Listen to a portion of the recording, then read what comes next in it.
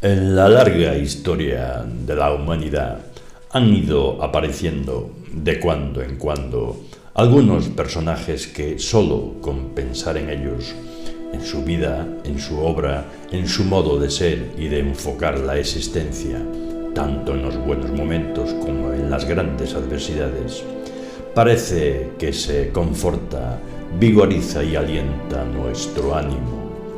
Son, como dirían los antiguos, una especie de regalo que los dioses hacen, cierto, de tarde en tarde, a los humanos. Son estos personajes un patrimonio de la humanidad, como si con su ejemplo nos sintiéramos más fuertes, más libres, más seguros, más solidarios y más profundos.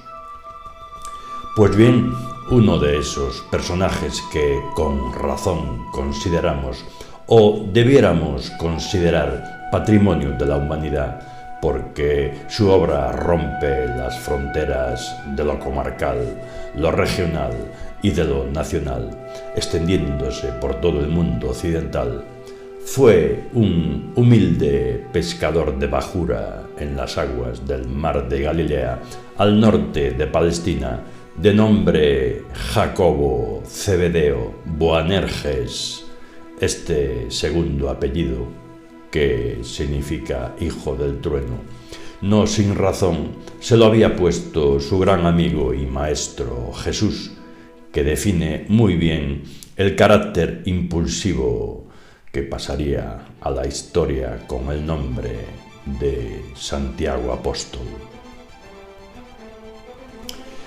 Entre la noche del jueves 6 de abril del año 30 y el domingo siguiente, transcurrieron los días más horribles en la vida de Jacob, más conocido por el nombre de Santiago, el auténtico protagonista de este libro. Tras una inicial huida, algunos se fueron acercando timoratos a ver en qué acababa aquello.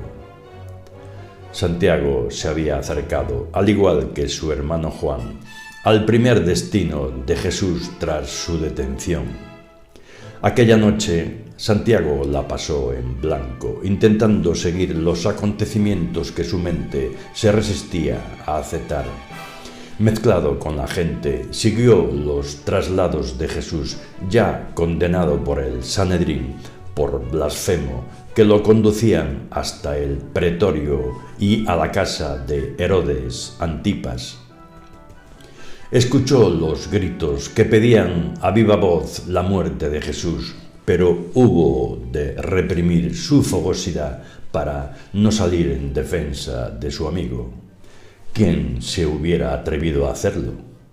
Pero no fue capaz y tampoco tuvo valor para presenciar aquel salvaje espectáculo de la crucifixión en la persona de su maestro, a quien él tenía por el Mesías de Dios. Sin embargo, de aquellos 3 días transcurridos para Santiago, el peor sería el sábado. La muerte y sepultura de Jesús lo sumió en un mar de confusión. La crucifixión de Jesús fue el mayor flagelo que sufrió su corazón.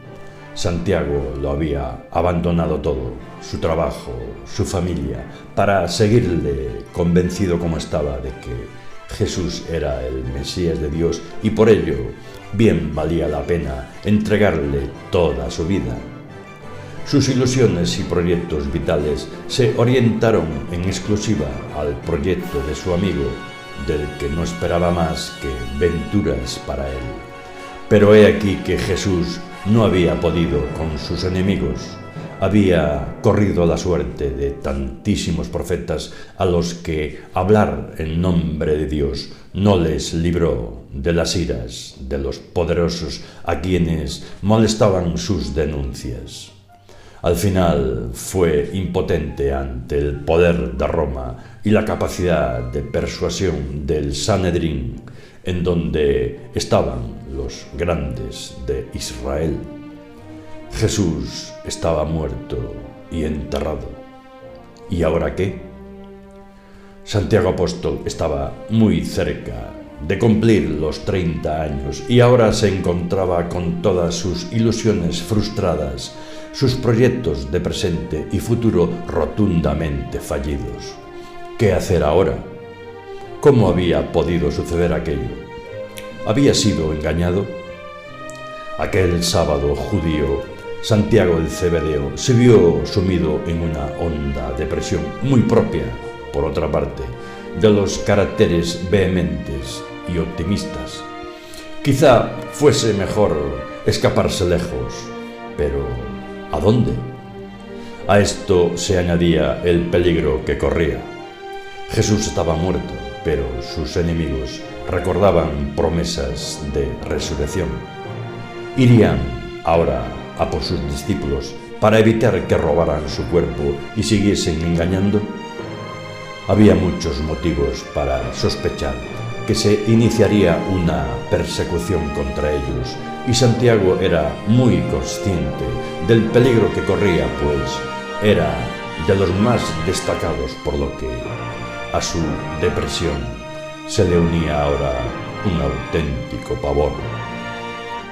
Desde que Jesús se había separado de sus discípulos y a los pocos días les había enviado su espíritu, hasta que se produjo la muerte de Santiago Cebedeo, transcurrieron 14 años.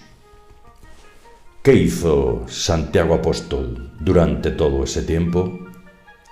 14 años en la vida de un personaje dan para mucho, y en el caso que nos ocupa, fueron unos años trascendentales que con el paso de los siglos cambiaría radicalmente el mundo occidental, sin obviar, lógicamente, el hecho relevante de la fundación de la ciudad de Compostela. Todo esto y mucho más lo iremos viendo a través de las páginas de este libro. Esta obra está estructurada en dos partes, vinculadas de forma inexorable, de tal guisa que la primera de ellas nos lleva irremediablemente a la segunda, o dicho de forma más categórica, la segunda parte no existiría sin la primera. Es esta primera parte del libro una novela de acción muy diversa y variada y un ritmo raudo que va narrando los 4 periplos realizados por Santiago Apóstol, 3 de ellos a bordo de distintos barcos y este tercero con su cuerpo embalsamado y su cabeza cercenada. El cuarto periplo, el más dilatado, llevado a cabo sobre aquellas empedradas vías construidas por los romanos, caminando como denodado peregrino en busca de su destino durante casi 10 años, acabará convirtiéndose en una auténtica odisea y será por ello la que acapare mayor protagonismo en la novela.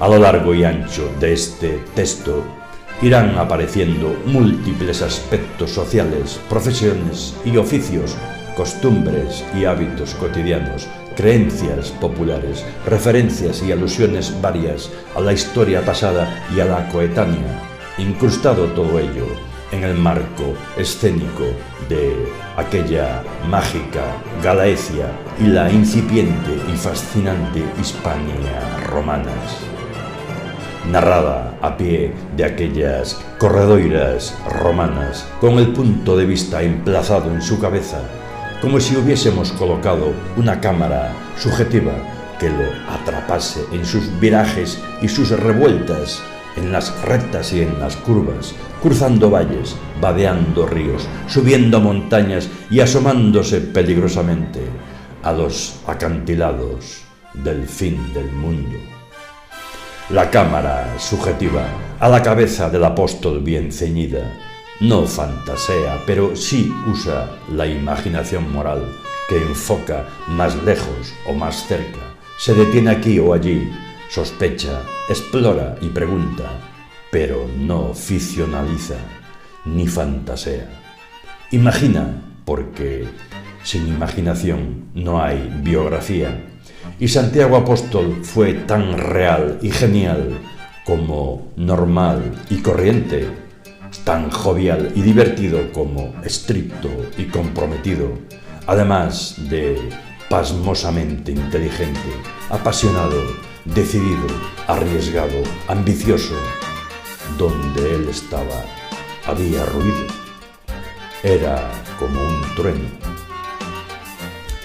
La segunda parte de esta obra es un ensayo histórico y también cronológico, por el que van desfilando los copiosos hechos y los no menos y variados personajes que pareciese que todos ellos hubiesen conspirado, en el sentido de que sus acciones desembocan en un solo e importantísimo hecho: la fundación de la ciudad de Compostela, universal y cosmopolita, a partir del anuncio por parte del obispo Teodomiro del lugar en donde se encontraban los restos del apóstol.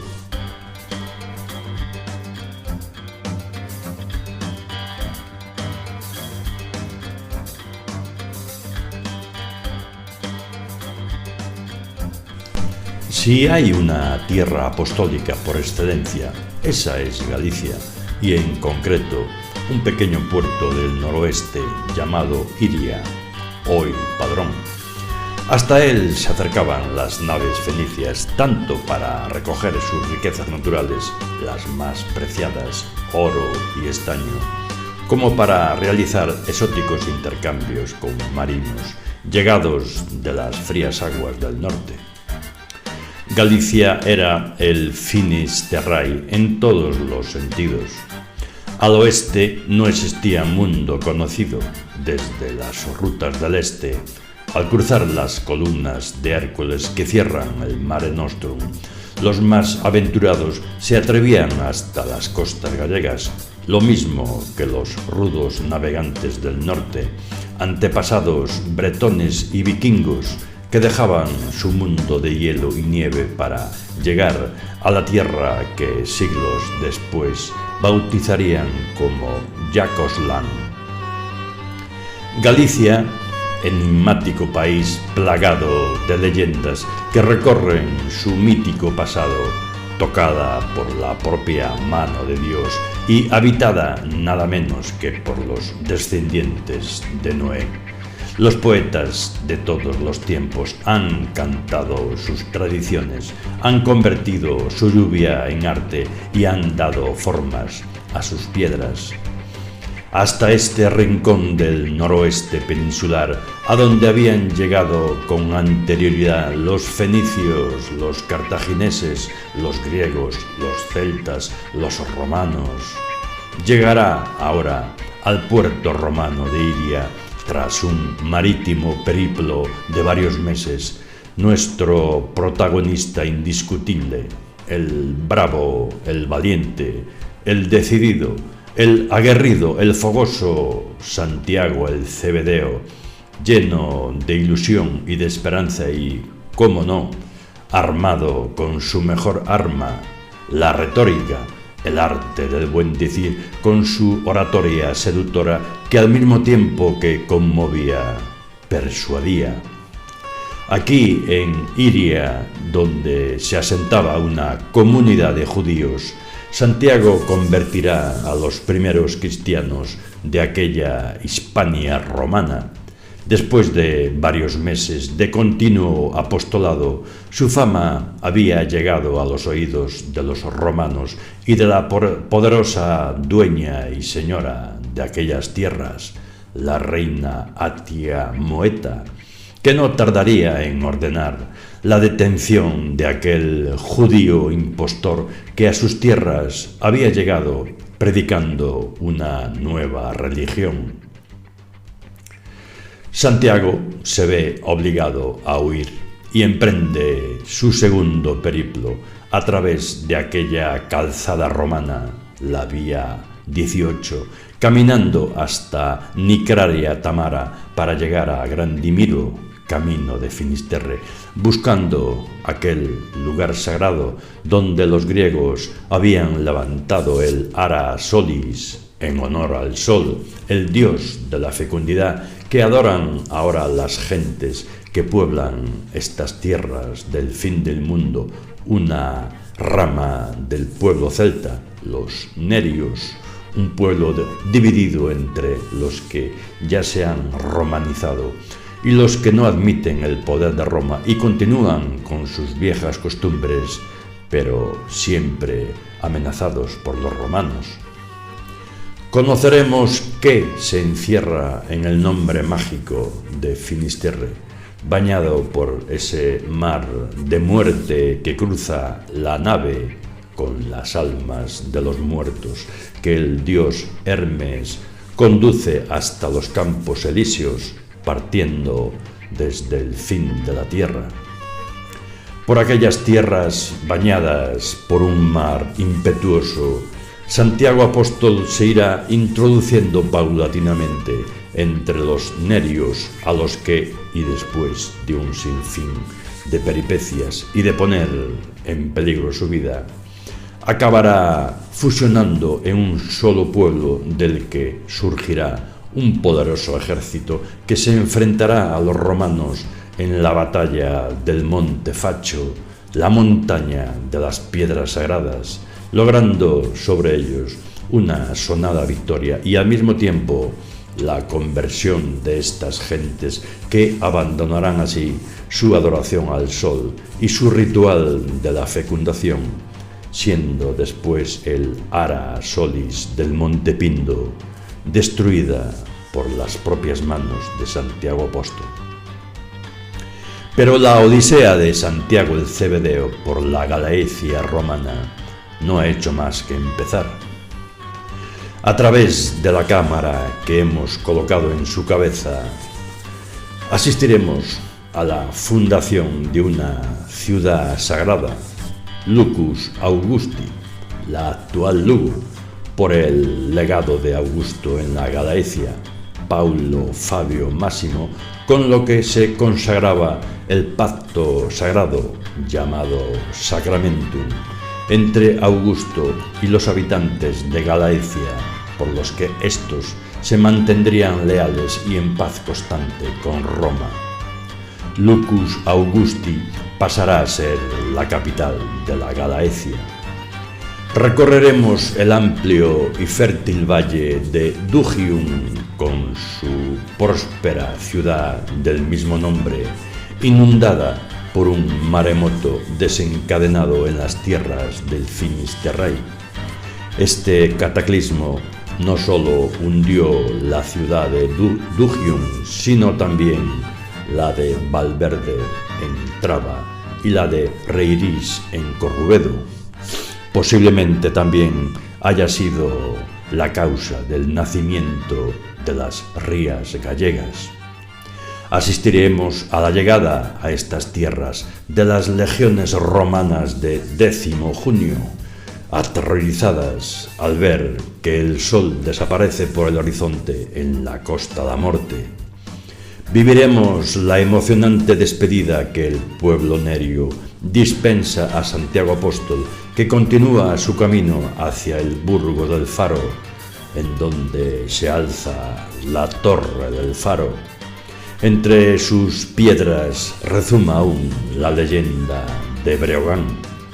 El faro de Brigantium o Torre de Hércules, el faro más antiguo del mundo, que veía como en aquella mañana despejada Santiago Apóstol emprendía de nuevo la marcha, alejándose cada vez más de las tierras del Burgo del Faro hasta perderlo de vista, camino de la ciudad de Lucus, y desde allí dirigirse a Astúrica Augusta, hoy Astorga. Después de una estancia de más de 5 años por tierras gallegas, Santiago Apóstol decide volver a su tierra de Palestina. Se dirige entonces hacia Legio Sétima Gémina, hoy León, y haciendo caso de los consejos que le habían dado su compañero Astur Blas, para no encontrarse con los caminos cerrados por la nieve, encaminarse hasta tierras lusitanas, donde podía encontrar el barco que le llevaría hasta Palestina, en el puerto romano de Portus Cale, hoy Oporto. De esta manera, si no encontraba un barco allí, podía seguir cruzando tierras lusas hasta Cartago Nova, hoy Cartagena, o hasta el mismo puerto de Tarraco, Tarragona. Lleno de ilusión y de esperanza por subirse a bordo de un barco que lo llevase a su tierra, Santiago Cebedeo no sabe lo que le espera. Tendrán que pasar 4 largos años hasta haber culminado su sueño de embarcarse en un barco. Tendrá que recorrer a pie cientos de leguas, prácticamente toda la Hispania romana, atravesando Brácara Augusta, Conímbriga, Emérita Augusta, Itálica, Hispalis, Gades, Musilla, Cartago Nova, Orcelis, Lisvisosa, Titulcia, Complutum. En su largo recorrido tendrá ocasión de contemplar extasiado la construcción de un acueducto grandioso, la obra más impresionante de los arquitectos romanos que en esos momentos levantaban muy cerca de un poblado llamado Segoptia, en donde pasará la noche. Continuará su odisea pasando por Ocilis para llegar a César Augusta. A orillas del Flumen Iber, en la noche del 2 de enero del año 40, tendrá lugar el episodio de la aparición de la Virgen del Pilar. Allí levantará, con la ayuda de unos pocos seguidores, la iglesia que vendrá a ser la primera dedicada a la Virgen María. Después de 4 años de penoso caminar, atravesando toda la Hispania romana, llegará al puerto de Tarraco, donde embarcará en una gran galera fenicia rumbo a Palestina, en donde, al cabo de un año, encontrará la muerte por decapitación. Con su muerte, el posterior traslado de sus restos a Galicia y su enterramiento en el bosque Libredón, al pie mismo de la muralla de un campamento de legionarios romanos y bajo el estricto cuidado de un reducido número de seguidores, los llamados vigilantes del sepulcro, que mantendrán un secreto celosamente guardado y transmitido de boca en boca durante 9 siglos, del lugar en donde crecen las liebres.